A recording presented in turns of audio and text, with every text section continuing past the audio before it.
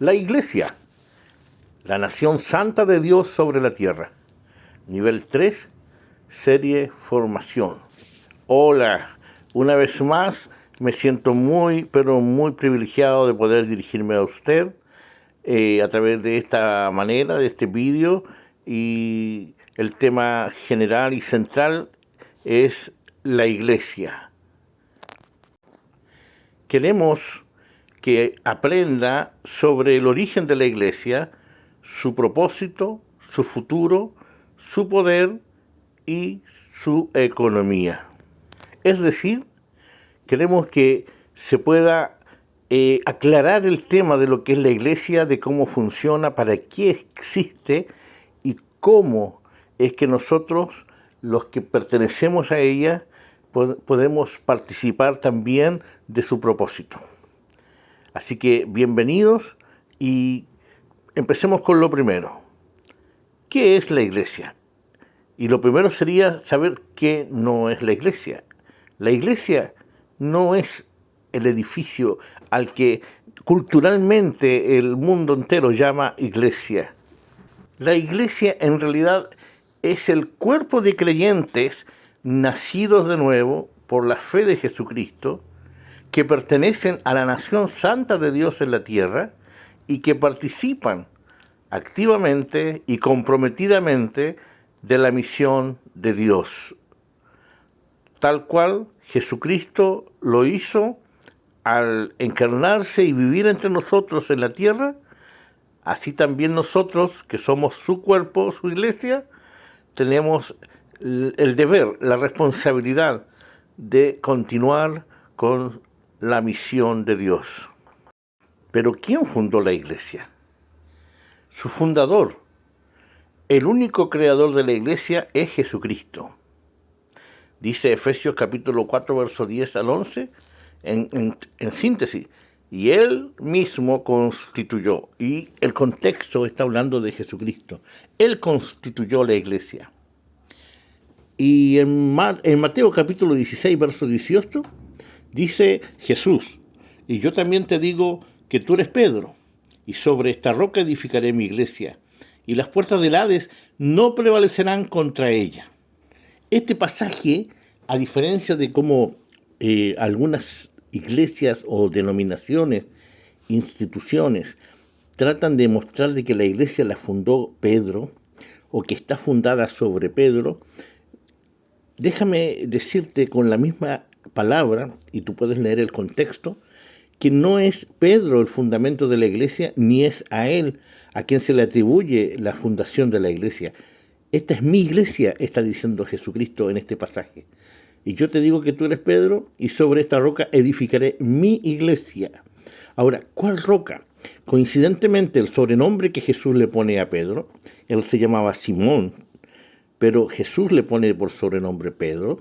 Pedro significa roca, piedra. Y coincidentemente, implica también que la revelación con la que Pedro está hablando acerca de quién es Jesús, viene a ser la roca o el fundamento sobre el cual Cristo edifica su iglesia. Es decir, la iglesia de Cristo se compone de personas que han recibido la revelación del Padre de que Jesús es el Hijo de Dios, el Hijo del Dios viviente. Es el Cristo, el ungido, el enviado para una tarea especial, para cumplir la misión de Dios en esta tierra. La iglesia es la manifestación de Cristo en la tierra. Y es una manifestación congregacional, en donde Cristo es la cabeza y nosotros, los creyentes, somos su cuerpo. Pero tal manifestación tiene dos niveles. Un nivel de ciudad o territorial y un nivel de congregación local, es decir, que ocurre o se desarrolla en locales, en lugares localizados, casas, casa habitación, se usaba mucho también por una cuestión de persecución que había, que se reunían en cementerios, se reunían en lugares oscuros, lejos de la ciudad, donde podían congregarse. pero mayormente y mayoritariamente funcionaba la iglesia en las casas. En cada uno de los niveles usted puede encontrar ahí pasajes bíblicos por los cuales puede corroborar de que existen ambos niveles de la manifestación congregacional de la iglesia en la tierra. Por favor, detenga el vídeo y lea los pasajes bíblicos recién vistos y escriba en su cuaderno del discípulo una reflexión sobre lo que es la iglesia y luego prosiga con el vídeo. Hablemos de su propósito, del propósito de la iglesia. Los objetivos principales de la iglesia cristiana son: 1. Adorar a Dios en espíritu y en verdad. Ahí están los pasajes bíblicos que usted puede buscar, leer y resumir en su cuaderno del discípulo. Luego está impartir el conocimiento de las Sagradas Escrituras para el crecimiento en la vida y en las virtudes cristianas. Otros pasajes bíblicos que avalan esta idea. Y finalmente, también con sus pasajes bíblicos, el objetivo principal también es propagar el Evangelio por doquier, por todo lugar. No hay una restricción y al contrario hay un llamado a que se haga desde Jerusalén hasta lo último de la tierra. Hablemos del futuro de la iglesia. Mateo capítulo 16, verso 18, nos deja la idea de que la iglesia es para siempre, porque las puertas del Hades no prevalecerán contra ella. Luego, Mateo 24, 31, nos deja también la idea de que cuando Cristo vuelva, será la iglesia arrebatada al cielo, a la atmósfera, para recibir al Señor y estar siempre con Él, como lo expresa también Primera de Tesalonicenses, capítulo 4, verso 15 al 18, más o menos. Y por último, Apocalipsis capítulo 21, verso 3 al 7, nos hace ver de que la iglesia morará con Dios eternamente.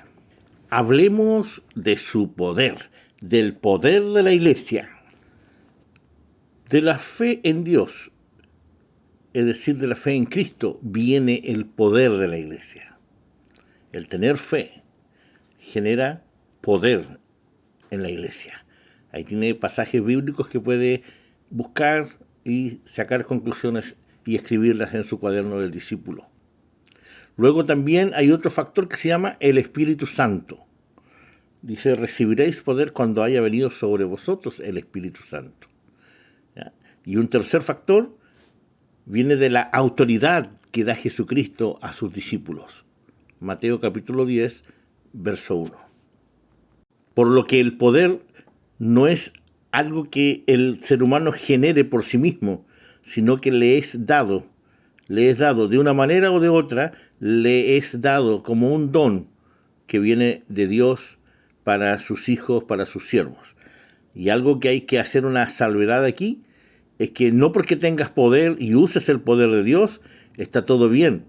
No, tu vida también tiene que acompañar ese poder. Tu vida tiene que acompañar en santidad y en amor ese poder.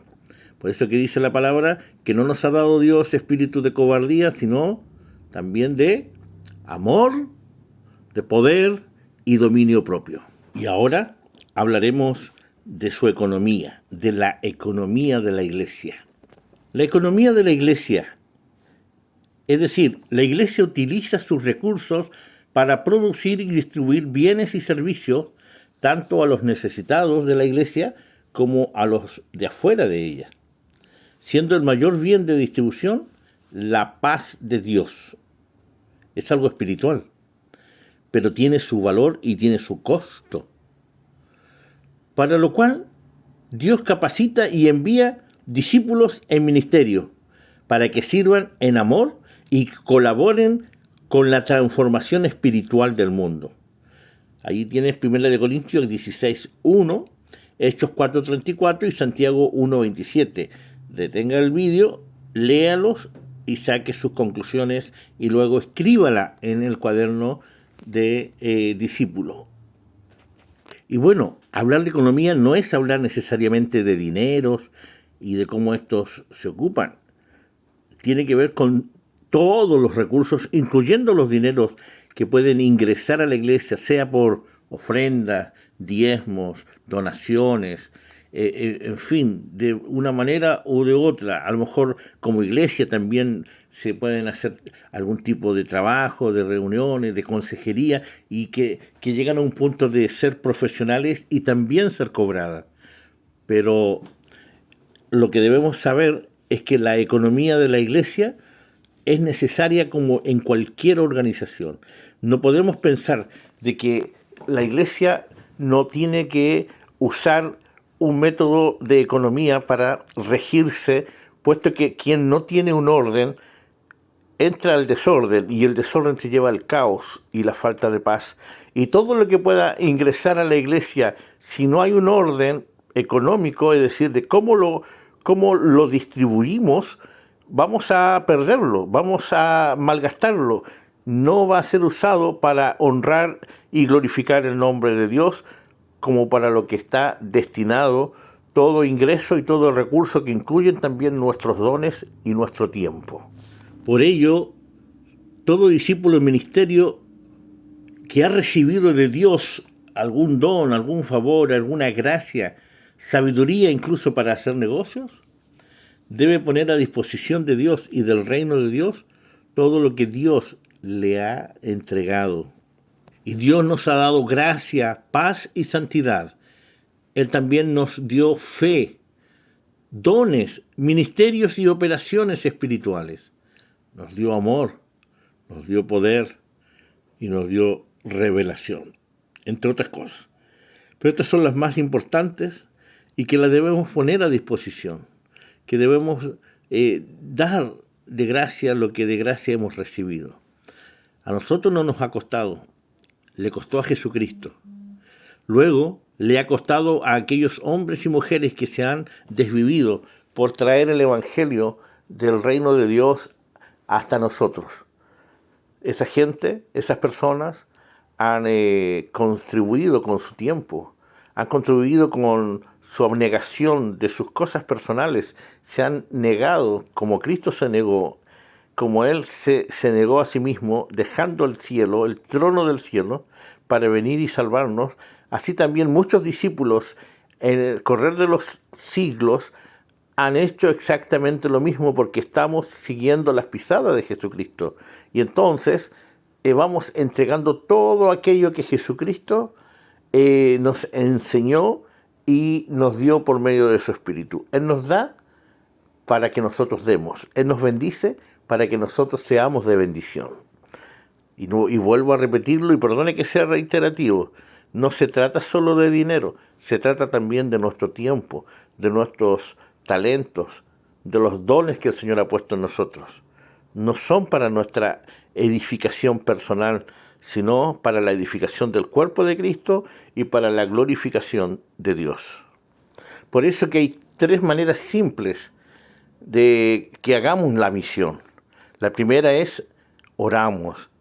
Todos los discípulos de Cristo tenemos que orar por la salvación del mundo, que incluye nuestros seres amados, de nuestros amigos, nuestros vecinos, nuestros compañeros de trabajo o estudio, de nuestros clientes, etc.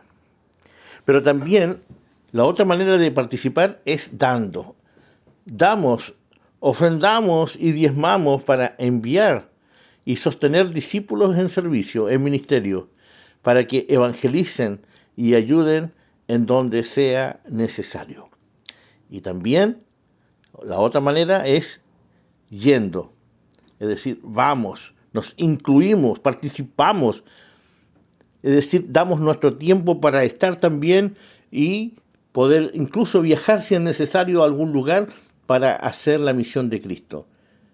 Quienes somos discípulos en ministerio, nos involucramos en la tarea local de la iglesia y también en la tarea global de la iglesia. Y tenemos que estar claros que esto debe ser así si Dios nos llama para un nivel o para el otro nivel. Mientras Dios no nos envíe al mundo lejos de nuestro hogar, nuestra tarea está en nuestro hogar, en nuestra localidad, en lo que nosotros llamamos como Comunidad Cristiana de Amor Santo, en nuestro territorio. Finalmente diremos que la Iglesia no se limita a ser una organización religiosa o denominacional. La Iglesia es mucho más que eso. Y aunque se hace necesario tener un marco jurídico, la Iglesia trasciende lo jurídico, pues es un organismo vivo. La Iglesia es la extensión de Jesucristo.